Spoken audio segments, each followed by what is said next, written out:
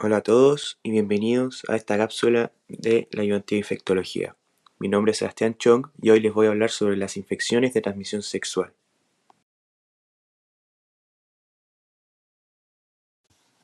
En esta cápsula veremos sífilis, uretritis, herpes genital y virus papiloma humano. El VIH estará en otra cápsula. Las ITS son un grupo heterogéneo de infecciones transmitidas principalmente por vía sexual, pero lo más importante que tienen en común es que son prevenibles, diagnosticables e tratables. Sin embargo, van en aumento sostenido.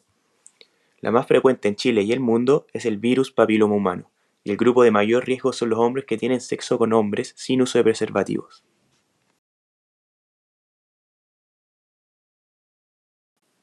Ahora vamos con el primer tema de esta cápsula, la sífilis.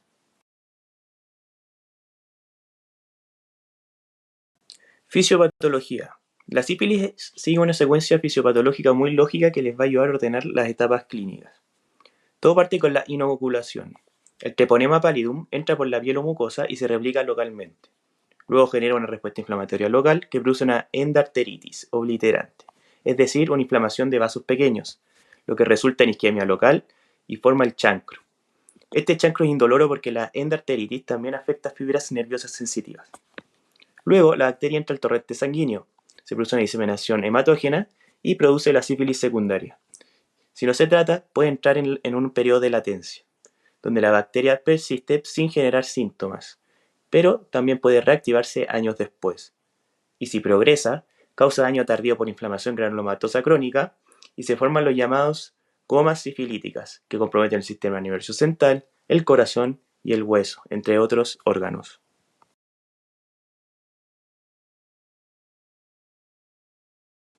Como ya mencioné, el agente principal es el Treponema pallidum. Es una espiroqueta gram negativa, no cultivable en laboratorio convencional.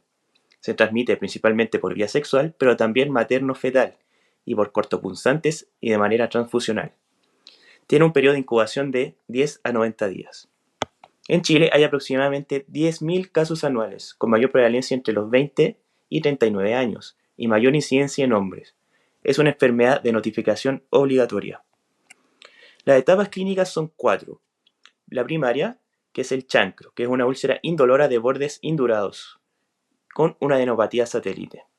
Esta resuelve espontáneamente en 2 a 8 semanas, y es un periodo donde el paciente es contagioso.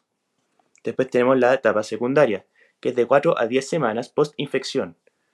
El hallazgo patognomónico es el rash maculopapular no pruriginoso palmoplantar. También puede haber fiebre, adenopatías generalizadas, hepatitis y glomerulonefritis. Un 25% de los no tratados no la desarrolla.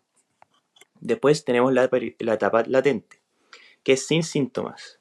Precoz si es menor de 1 año y tardía si es mayor. La diferencia importa después, posteriormente, cuando veamos el tratamiento.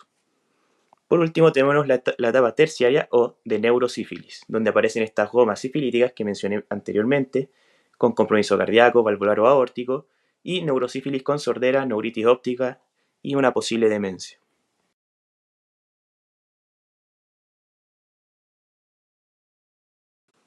Hay 3 modalidades diagnósticas en sífilis y es importante conocerlas todas. La primera es el examen directo de lesiones, útil principalmente en sífilis primaria cuando hay chancro activo.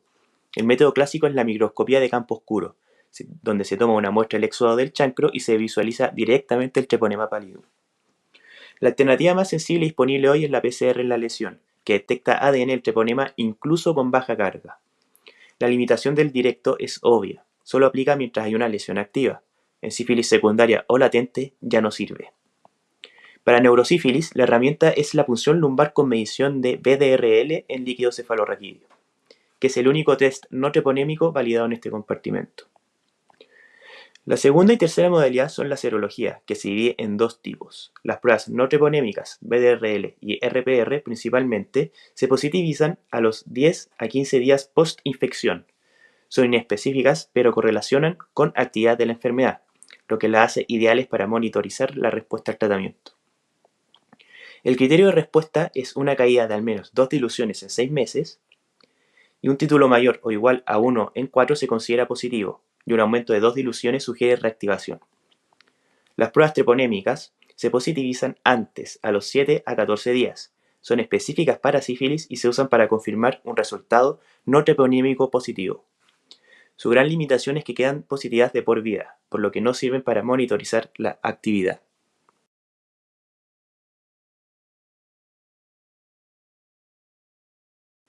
En cuanto al tratamiento, es importante mencionar que la penicilina benzatina es el pilar de este. En la sífilis primaria, secundaria y latente precoz se da 2.4 millones de unidades internacionales vía intramuscular, en dosis única. En latente tardía y terciaria se da la misma dosis pero semanal por 3 semanas. En neurosífilis se requiere una penicilina sódica endovenoso continua por 14 días. Los alérgicos tienen alternativa con doxiciclina o con ceftriaxona. Es importante siempre, en cuanto al seguimiento, hacerlo con test no treponémicos y siempre estudiar y tratar a la pareja. Dos situaciones especiales. En la sífilis y en el embarazo es la segunda causa de aborto prevenible y por eso el screening es obligatorio. Y en pacientes con VIH, los chancros suelen ser múltiples, dolorosos y con mayor compromiso neurológicos, dándonos así una manifestación más bien atípica de la sífilis.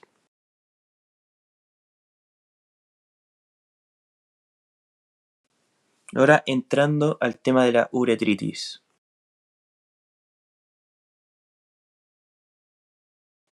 La uretritis es simplemente inflamación uretral y lo primero que hay que hacer al enfrentarse es clasificarla, gonocócica versus no gonocócica. La pista clínica más rápida es la secreción. Purulenta orienta a gonorrea, mucoide o escasa orienta a no gonocócica. Los factores de riesgo son transversales a ambas: múltiples parejas, hombre con sexo con hombre, no uso de preservativos e ITS previa.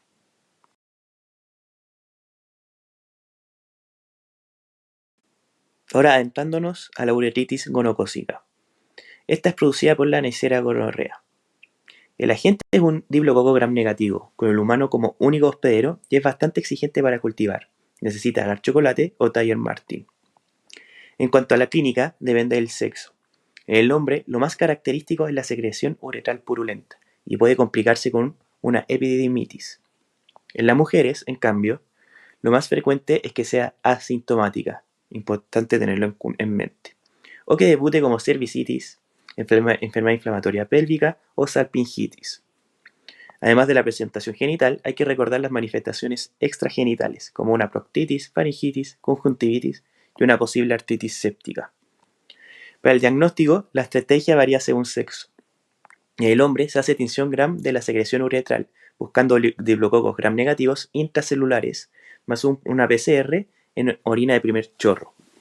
En la mujer se prefiere cultivo de múltiples sitios, como endocervical, uretral, rectal, orofaringio, complementando con un PCR, que tiene mayor sensibilidad, aunque no entrega susceptibilidad antibiótica.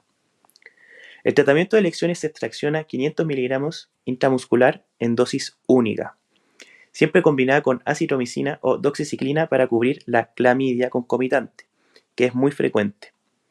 Como alternativa oral existe la cefixima 800 miligramos. En alérgicos se les puede dar gentamicina 240 miligramos intramuscular más acitromicina 2 gramos vía oral.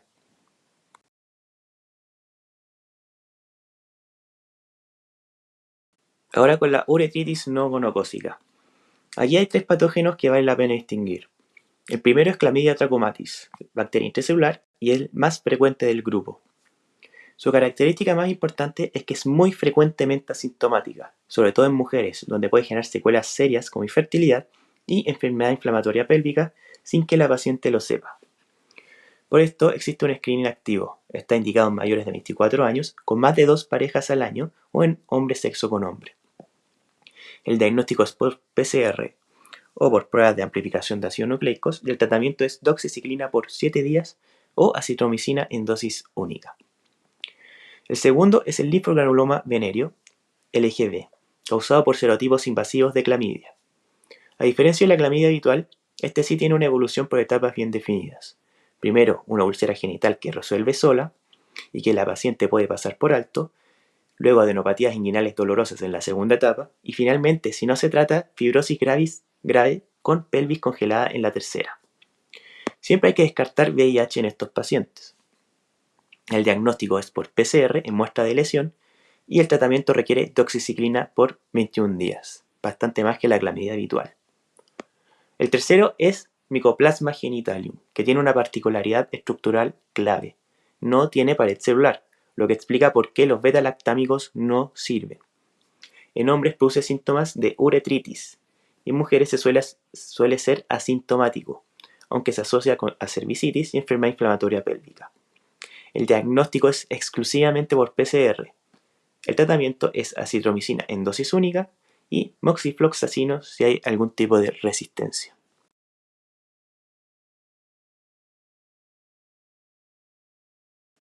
Ahora con el tercer tema, herpes genital.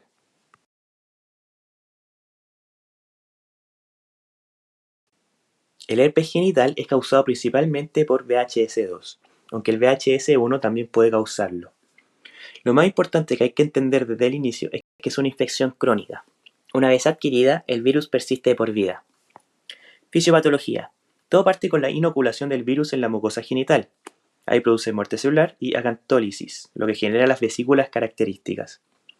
El daño neuronal asociado explica el dolor urente de tipo neuropático que refieren los pacientes. En la infección primaria, el sistema inmune aún no tiene memoria contra el virus, por lo que no logra controlarlo eficientemente. De ahí los síntomas sistémicos, fiebre y malestar general. Luego, el VHS viaja retrógradamente hasta el ganglio pudendo, donde queda latente. Desde ahí puede reactivarse ante distintos estímulos: sol, menstruación, estrés, fiebre o inmunosupresión.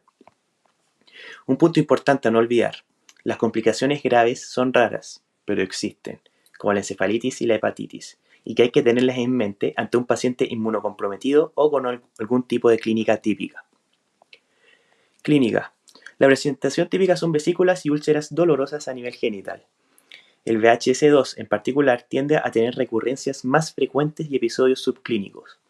Esto último es clínicamente relevante porque significa que los pacientes pueden transmitir el virus sin tener lesiones visibles.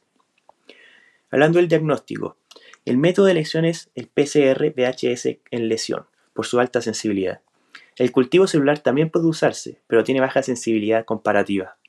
La serología IgG, en tanto, solo indica exposición o portación previa, no distingue de una infección activa. Para el tratamiento, es importante mencionar que para el primer episodio hay que darle valaciclovir 1 gramo cada 12 horas por 7 a 10 días, o aciclovir 400 miligramos cada 8 horas por 7 días como alternativa. Para las recurrencias, valaciclovir 500 miligramos cada 12 horas por 5 días. En pacientes con recurrencias frecuentes, más de 6 al año, se puede considerar una terapia supresora continua.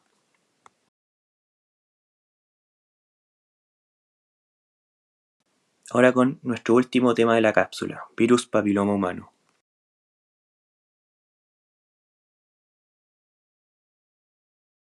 El VPH es la ITS más frecuente a nivel mundial y probablemente la que más van a ver en la práctica clínica.